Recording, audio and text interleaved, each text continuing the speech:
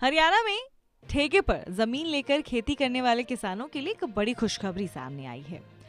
आपको बता दें कि हरियाणा विधानसभा के शीतकालीन सत्र में राजस्व एवं आपदा प्रबंधन मंत्री विपुल गोयल ने सदन में हरियाणा कृषि भूमि पट्टा बिल को पेश किया, जिसे सबकी सम्मति से पास कर दिया गया।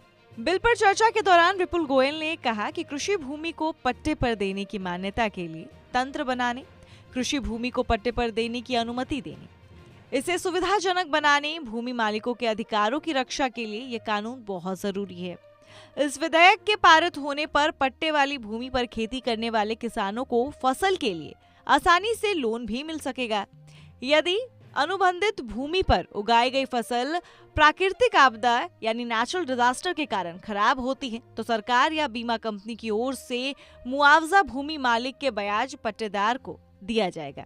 गिरदावरी में पट्टे पर लिए गए किसान को भूमि मालिक के रूप में नहीं बल्कि अलग कॉलम में पट्टेदार के रूप में दर्शाया जाएगा, ताकि भविष्य में विवाद की कोई भी गुंजाइश न रह जाए।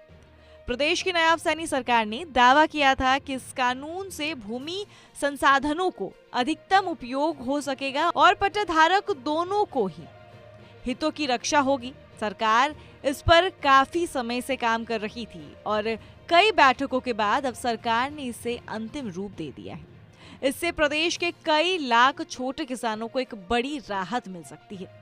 जब भी कोई नेचुरल डिजास्टर आता है, कोई भी प्राकृतिक आपदा आती है, उस कारण से फसल को काफी नुकसान होता है, तो पट्टे पर खेती करने वाले किसानों को केंद्र और राज्य सरकार की ओर से दी जाने वाली राहत नहीं मिल पाती है। वहीं इस कानून के पास होने के बाद से जो छोटे किसान हैं, जो किसी और की जमीन पर खेती कर रहे होते हैं, जिनकी फसल खराब हो जाती है, जिसके बाद उन्हें काफी नुकसान होता है, इस कानून के पास होने के बाद से वो उस नुकसान से बच सकते हैं। और छोटे किसान हो या फिर जिनकी जमीन होती है, उनके लिए भी ये बिल पास होने से काफी राहत उन्हें मिल सकती है।